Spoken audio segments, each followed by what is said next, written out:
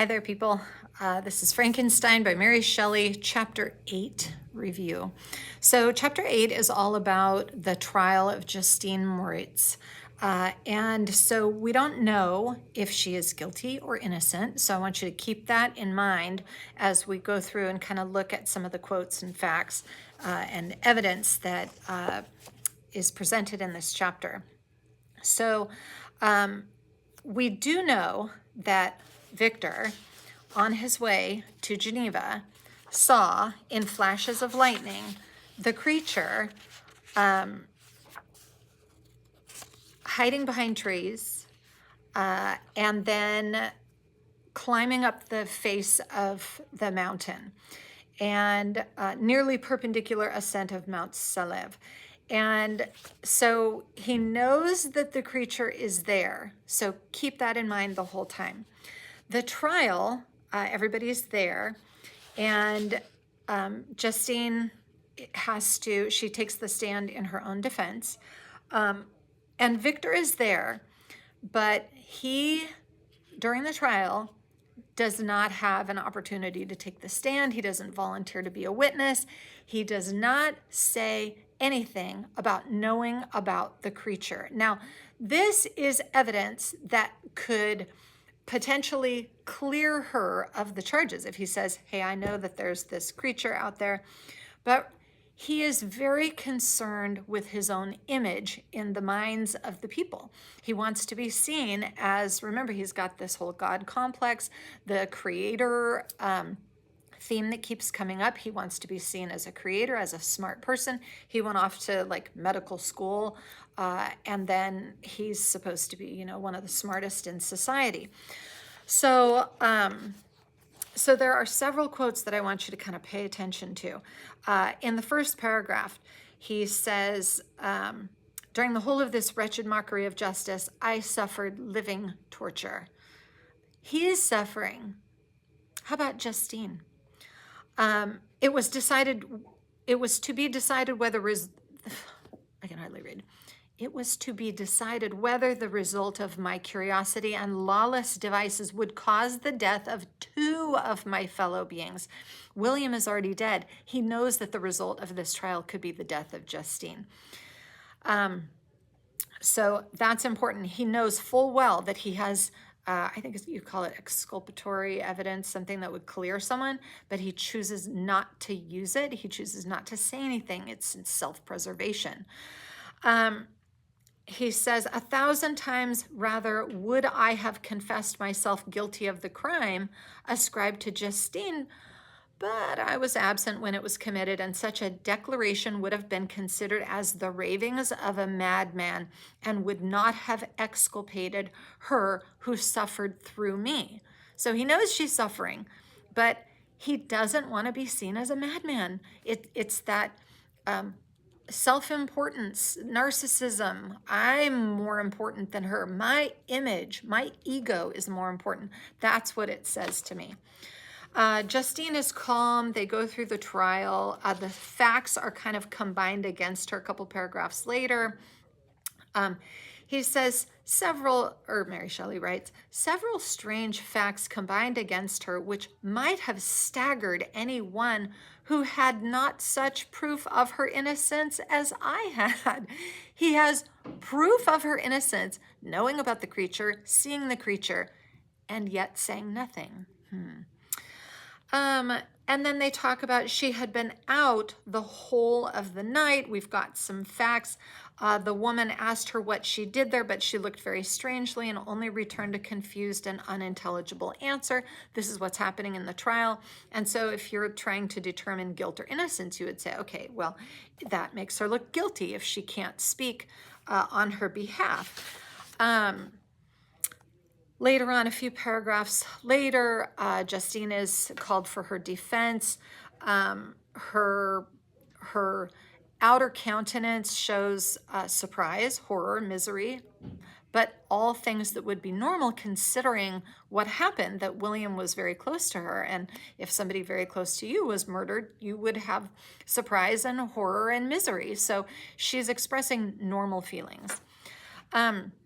She says about her own innocence, God knows how entirely I am innocent. And then she tries to say what happened. That next paragraph has some really important information in it. The paragraph that starts, she then related that by the permission of Elizabeth, she had passed the evening of the night on which the murder had been committed at the house of an aunt at Shin, a village situated at about a league from Geneva. So she's walking back late at about 9 o'clock, and she meets a man who says, hey, we're looking for a lost child. She's alarmed by this account and passed several hours in looking for him when the gates of Geneva were shut.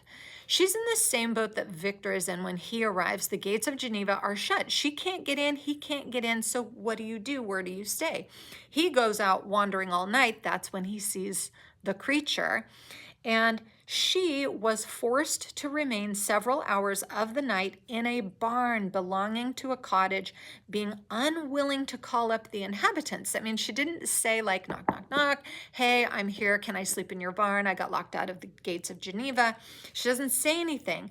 She is well known to the people, but she said nothing. It's like, I don't want to bother them. It's late. They're probably asleep. I'll just go sleep in the barn on the hay. And, you know, this is 200 years ago, so that's probably somewhat common. Really important line on the next one. Most of the night she spent here watching. Towards morning, so she's awake, watching, thinking, looking around, I don't know, sleepless. Towards morning, she believed that she slept for a few minutes. You know, when you have that really horrible, exhausted, finally you get zonked out. She believed she slept for a few minutes. Some steps disturbed her, and she awoke. It was dawn, and she quitted her asylum. That just means like she woke up when the sun came up, that she might again endeavor to find my brother. So she goes out in search of William again. After having a practically sleepless night, she thinks she slept for a few minutes. 30, very little. Then it says, if she had gone near the spot where his body lay, it was without her knowledge. So she could have been wandering around where he was, but she wouldn't know because she did not find him. She was not the one who found him. That she had been bewildered when questioned by the market woman was not surprising, since she had passed a sleepless night. So if you've been up all night, you might be kind of mumbling and tired and not thinking clearly. So that is information that it's, you know, again, kind of the circumstantial evidence. Being tired doesn't make you guilty of murder. So in the next paragraph, she says, basically, I can't really explain all of this. And she said, I don't know how the locket was placed in my pocket. She says, I am only left to conjecture, to guess, to make up stories about how the locket ended up in the pocket. And she says, I believe I have no enemy on earth. I don't know who would be so wicked as to destroy me wantonly. Who would do this on purpose to place something like that, the little piece of jewelry? Then the question, did the murderer place it there? Legitimate question. She doesn't know. But then she says, well, that doesn't make sense. If the murderer had stolen it, why would they put it on somebody else's person? It just doesn't make sense. She's trying to make sense of it. And she says, you know, I can't figure out this problem. I can't solve it. I don't have any answers. She says, you know, concerning my character, though, I would pledge my salvation on my innocence. So pretty strong statement on her behalf. Other people come and speak on her behalf. Elizabeth does, but you know who doesn't? Victor. Victor doesn't. So in the next big long paragraph, Elizabeth takes the stand, and her quote, really important kind of second sentence, it may therefore be judged indecent in me to come forward on this occasion. But when I see a fellow creature about to perish through the cowardice of her pretended friends, I wish to be allowed to speak, that I may say what I know of her character. This is Elizabeth taking a stand in defense of Justine's character.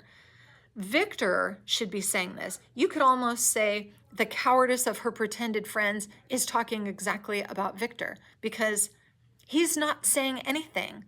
That says he's a pretend friend to me. So if he has this exculpatory evidence, why not share it? Why not put it out there? No, he's too concerned about his ego. So Elizabeth says her piece in the next paragraph. The crowd is really a violent, prejudging crowd. A murmur of approbation followed Elizabeth's simple and powerful appeal, but it was excited by her generous interference and not in favor of poor Justine, on whom the public indignation was turned with renewed violence. People are not buying it. They don't believe Elizabeth for whatever reason. It's like a mob, when the mob gets all like riled up and they're all, yeah, and they don't even care like what they're cheering about. They're just like this mob mentality, and that's what Mary Shelley is really writing about. Nobody's thinking at this point. Another quote later on in that same paragraph, Victor is talking about, my own agitation and anguish was extreme during the whole trial. Really, Victor? What about Justine's anguish? What about Justine's agitation? It's her life on the line. But Victor is like, it's all about me and my feelings, and I am so upset by this whole thing. Are you? Are you then? He says, I did not for a minute doubt the demon who had murdered my brother, also in his hellish sport, could have betrayed the innocent to death and ignominy. He thinks that it's totally within the scope of reason that the creature could have put the locket into the pocket of Justine.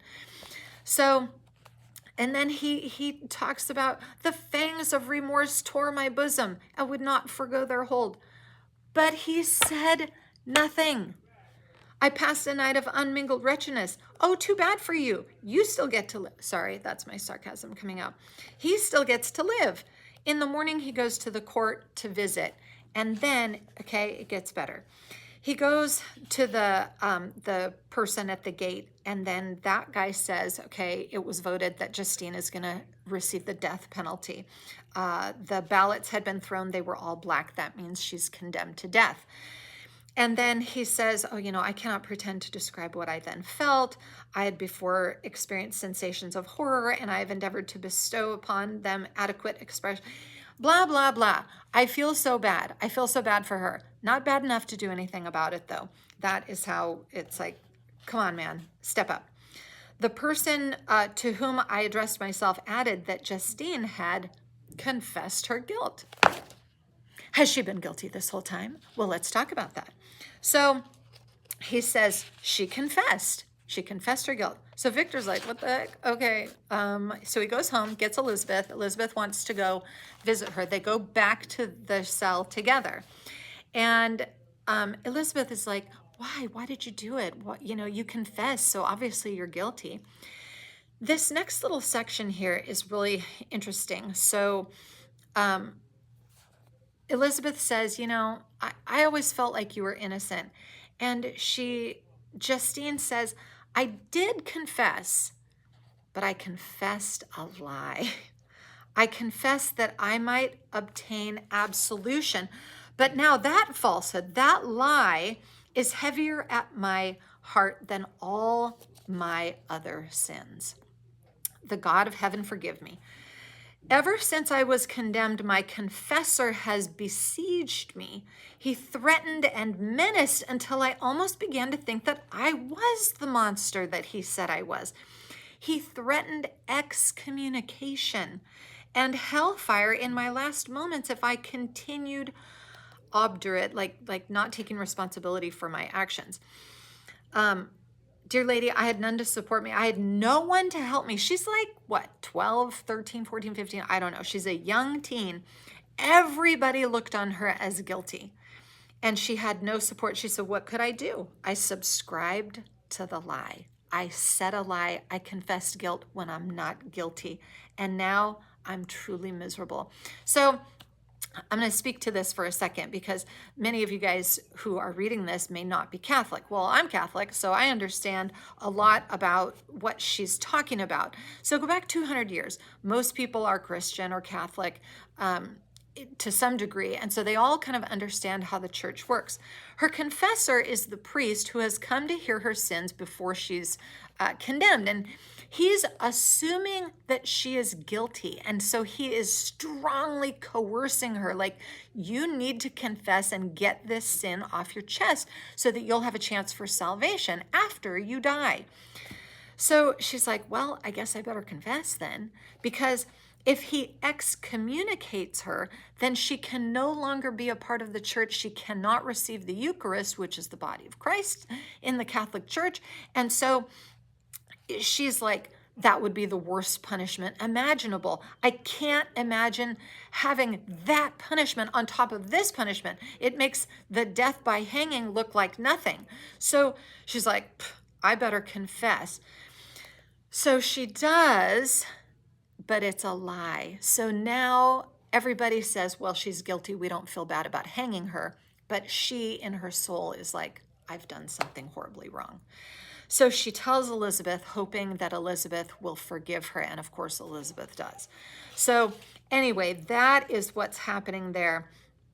And then Victor, does he step up and say anything? No, he doesn't.